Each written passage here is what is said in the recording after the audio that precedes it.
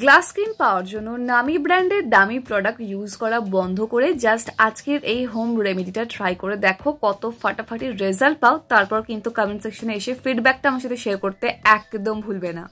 তোমার স্কিনে যদি কোন রকমের দাগ ছোপ থাকে সেটা কিন্তু ইজিলি দেখবে চলে যাবে ধীরে ধীরে। এছাড়াও স্কিনটা যদি ডাল হয়ে যায়, ডিহাইড্রেটেড হয়ে যায়, কোনো গ্লো যদি তোমার স্কিনে না থাকে, তাহলে আমি বলবো আজকের এই হোম রেমেডিটা একবার ট্রাই করে দেখো। তাহলে দেখবে মোটামুটি 2 থেকে 3 সপ্তাহ পর খেয়াল করে দেখতে পারবে যে তোমার স্কিনটা ঠিক কতটা ফাটাফাটি গ্লো করছে।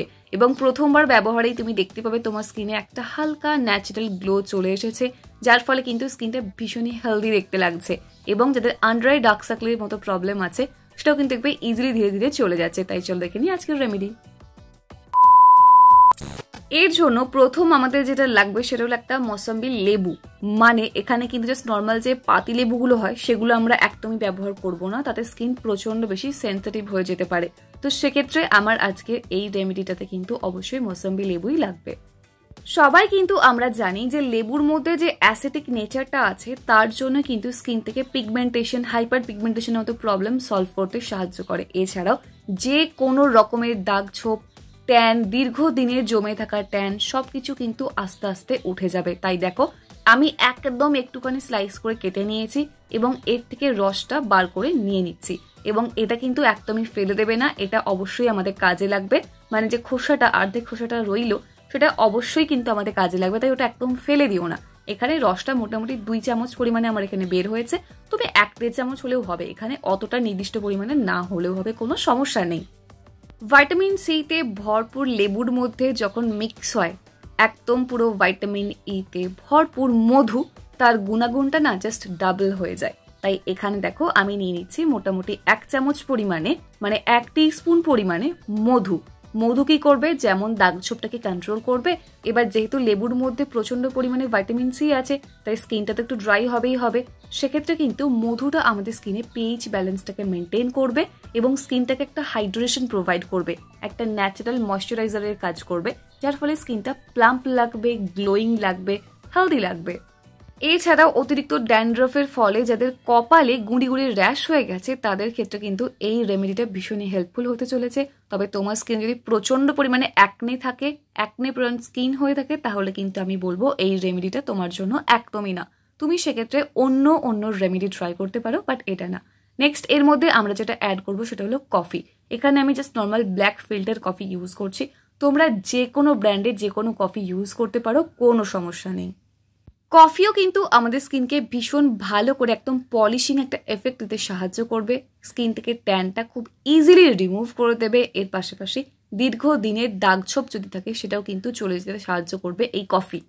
অনেক সময় লিপ এরিয়ায় মানে ঠোঁটের চারপাশটা প্রচন্ড পরিমাণে যেন কালো একটা দাগ ছোপ পড়ে যায়, তো সেক্ষেত্রে কিন্তু এই রেমেডিটা ভীষণই ভালো কার্যকর হতে চলেছে। এছাড়াও যাদের ডার্ক সার্কেলের মতো সমস্যা আছে এবং ডার্ক লিপের মতো সমস্যা আছে, মানে ঠোঁটটাও কালো হয়ে যাচ্ছে, তাদের জন্য কিন্তু এই রেমেডিটা ভীষণই ভালো। তাই দেখো প্রত্যেকটা উপকরণ এবারে একসাথে মিক্স করে নাও। মিক্স করে নেওয়ার পর এই যে স্লাইস করা লেবুটা ছিল এর মধ্যে ভালো করে এই প্রত্যেকটা উপকরণ একসাথে নিয়ে নাও।